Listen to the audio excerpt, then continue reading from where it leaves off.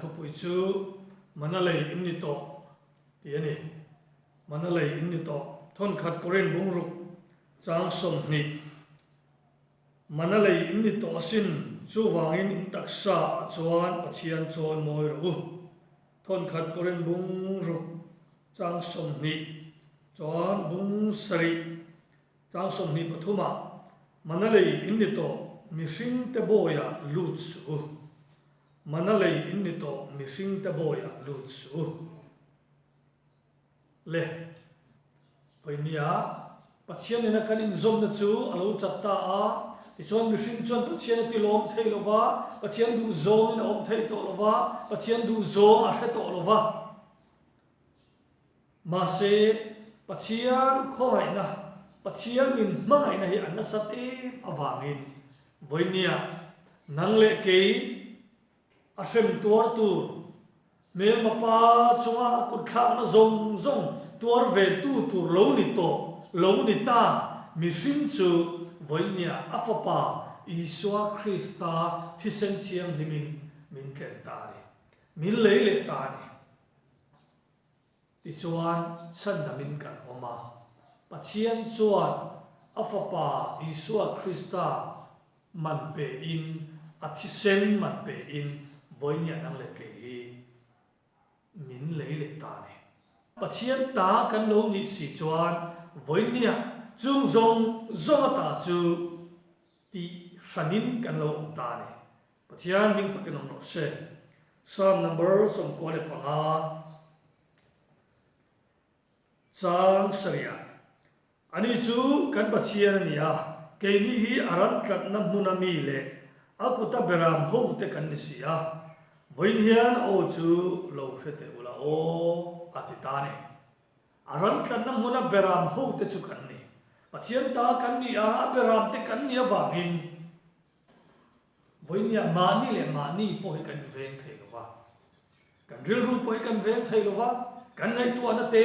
he kan taksa le po hi kan veng thei lova ma se pathian ta kan ni a voinia hian pathian ina ale kan ni awangin min le tu chuan voinia hian bera angin min veng ta ni pathian min fakin nom ro se avan lo om tak em voinia hen nang le ke a beram aran tlan na muna beram ho te kan ni a pathian min ven chuan enge thil dang lam ngai to enge khaphan tur om enge ham tur om lau su kai ne na kom si a mang su kai pathian kan si a ti ni lau tur enge om bai chu kan mamo na pia kan manata na kan chuan turatan kan leya aman pein kan leya chen tam dak aman kan pe ni kan pe to si chuan chu bai chu kan ta ani a kan ta ni si chuan kan du na kan man tur ani a kan ta ni myo wan ke manin kan en kol tur ani voinia hian kan lei tlat awangin ke mani ta alo nia ke mani ta ni awangin a ke mo ani lo le a huela mo ani lo le a thil tam tak ba ina amamo tu amotor po lo ni se thil lang thom no te po lo ni se thaturin kan ta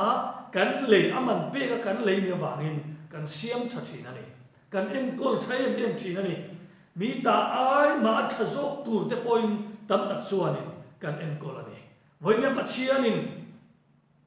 lali so krista ti san chiang limin nang le ke hi min leya ata kan ni a aran kan na muna beram ho te chu kan ni awangin voinia pathian chuan min ngai sak em maya pathian chuan min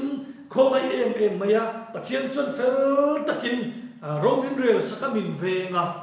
chu wangin enge thapha tu kan nei amai min en kola amai min venga amai min suaya enge lo tur kan nei amaro chu pathian ta kani ti in phelo te tan chuan lo oma ni pathian ta kani ti in phelowa lali so krista thi sena atlanto ni in phelo bomlo te ne na chuan lo oma ni tu lai kan siat nan na mai ni lo kan la siat ngai lo thil ra thak chi sang he ko ve lai chuan a kheng zel do na ni kan to chho zel do ma se ke ni chu khovel mi kan ni lo wa pathian fa te kan ni Abraham ho te kan ni pathian chum te kan ni voinia hian tisi bung ni chang som kwa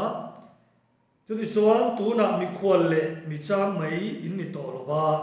mi chiang lim te nen chuan tual khat le pathian chum te ni ta so ani mi khwal le mi chang mai kan ni to lova pathian chum te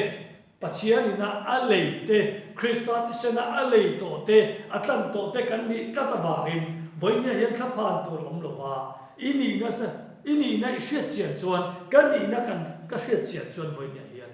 thla phan to lom lo lei le van siam tu pathian chuan min venga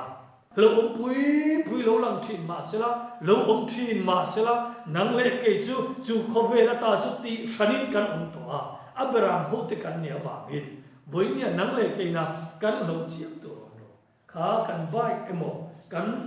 thom no le kha ni midang chil kha wa lo to ma lo em wang ne chuan ke ma ni aveng tu kan pathian in tul ati chen le khovela kan damanga min da chu kan omanga min thuam angin kan omanga min pe ele inte kan eyanga min da na mun zela thoi taka kan om phot chuan